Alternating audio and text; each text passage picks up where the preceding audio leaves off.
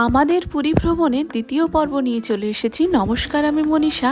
আবারও চলে এসেছি একটা নতুন ভিডিও নিয়ে। প্রথম দিন তো আমরা ওটিডিসি বাসে করে গেছিলাম চিল্কা। দ্বিতীয় দিন আজকে আমরা ভ্রমণ করব উদয়গিরি, খণ্ডগিরি, ধবলগিরি, তার সাথে লিঙ্গরাজ শিব মন্দির। ভুবনেশ্বর থেকে প্রায় 8 কিলোমিটার দূরে ধবলগিরি। ওটিডিসি বাস আমাদের এখানে একটি গাড়ির বন্দোবস্ত করে দিয়েছে, সেটিতে করেই আমরা ধবলগিরির কাছে এসে উপস্থিত হলাম। এই মন্দিরটি ভারতীয় মন্দিরদের আদতে তৈরি নয়, এটি জাপানীয় প্যাগোডা স্টাইলের তৈরি মন্দির। এটা জাপান এবং ভারতের যে এককালে খুব ভালো একটা সুসম্পর্ক ছিল, এই মন্দির তারই পরিচয় বহন করে। মন্দিরের চূড়ায় 5টি ছাতা আকৃতির সম্প্রসারণ রয়েছে, যা বৌদ্ধ ধর্মের প্রতীক বলা হয়। কলিঙ্গ যুদ্ধের পর সম্রাট অশোক যে অহিংসার নীতি বেছে নিয়েছিলেন, এই মন্দিরটি তারই পরিচয় বহন করে। তিনি বৌদ্ধ ধর্ম গ্রহণ করেন এবং এই মন্দিরে বৌদ্ধদেবের নানা রকম মূর্তি রয়েছে। আর এটি হচ্ছে সেই দয়া নদী, যে কলিঙ্গ যুদ্ধের সময় এই নদী দিয়েই মানুষের রক্তের বন্যা ভেসে গিয়েছিল এবং এটা দেখেই অশোকের মনে পরিবর্তন হয়েছিল। এই মন্দিরের বিভিন্ন জায়গায় সম্রাট অশোকের নানা রকমের বাণী লেখা আছে। এরপর আমরা এসে পৌঁছেছি লিঙ্গরাজ শিব মন্দিরে। এখানে একই সঙ্গে শিব এবং বিষ্ণুর সহাবস্থান এই মন্দিরে। এবার আমাদের যাবার পালা উদয়গিরি এবং খণ্ডগিরি। আমাদেরকে বাস থামিয়ে আমরা অটোয় করে চলে এলাম, যাচ্ছি উদয়গিরি।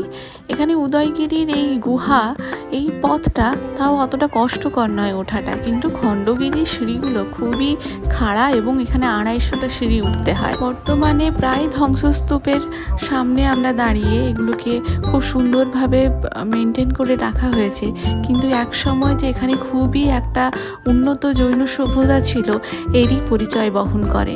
এবং জৈন সম্রাট খারবেল এবং তার উত্তরসূরিরা এই গুহাগুলি নির্মাণ করেন জৈন সন্ন্যাসীদের জন্য আবাসিক গুহা হিসাবে।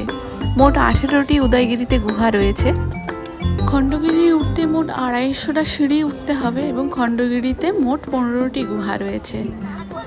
আমরা উদয়গিরি এবং খণ্ডগিরি দুটোই ঘুরেছি। এবার যাব নন্দনকাননের উদ্দেশ্যে।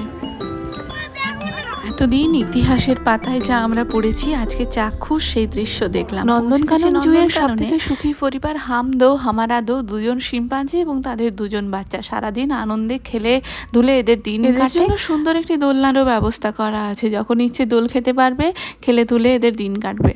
ওটিডিসি বাসের আমাদের দ্বিতীয় দিন। আমরা এসেছি নন্দনকাননে। বেশ রোদ, কিন্তু তার মধ্যে এই বন্য জীবজন্তুদের সঙ্গে দিন কাটাতে বেশ ভালোই লাগছে। অনেক পশু পাখি দেখলাম। সবথেকে রাজকীয় পশু তো বাঘ। বাঘ দেখার আনন্দ উন্মাদনাই তো একটা আলাদা।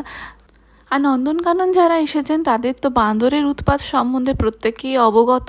কারুর হাতে কোনো খাবার প্যাকেট, খাবার দেখার উপায় নেই, সাথে সাথে ছো মেরে সেটা ওদের চাই। ব্যাগ খোলার উপায় নেই, সাথে সাথে সেই ব্যাগটার উপর ওরা আক্রমণ চালাবে। আর এদের অঙ্গভঙ্গি তো দেখার মতন। বাঁদরের বাঁদরামি এখানে খুব ভালোভাবে দেখা যাচ্ছে। উড়িষ্যার ভুবনেশ্বরে অবস্থিত ভারতের অন্যতম এটি চিড়িয়াখানা। আজ এই জঙ্গল, হ্রদ আর পশু পাখিদের মাঝে বেশ ভালো দিনটা কাটলো আমাদের। কোণারক মন্দিরের সামনে একটি মিউজিয়াম গড়ে তোলা হয়েছে, যাতে মন্দিরটাকে সুন্দরভাবে বোঝা যায়। এটা তো একটা ধ্বংসস্তূপে পরিণত হয়েছে বর্তমানে। এটা হচ্ছে একটা সূর্য মন্দির।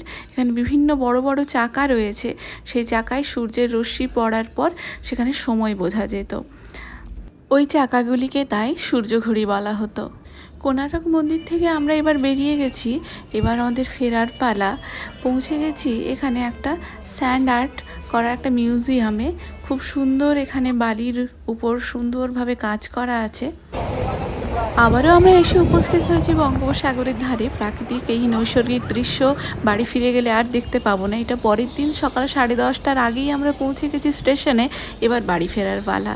আমরা যাব ধৌলি এক্সপ্রেসে। সকাল 10:30টায় আমাদের ট্রেন দাঁড়িয়ে আছে, কিন্তু আমাদের এসি ট্রেনের কামরার দরজাটা তখনও খোলেনি। আমরা বাইরে ওয়েট করছি। তো আমার পুরীর ডায়েরি এই পর্যন্তই। কেমন লাগলো জানাবেন। ভালো লাগলে লাইক, কমেন্ট, শেয়ার করে পাশে থাকবেন।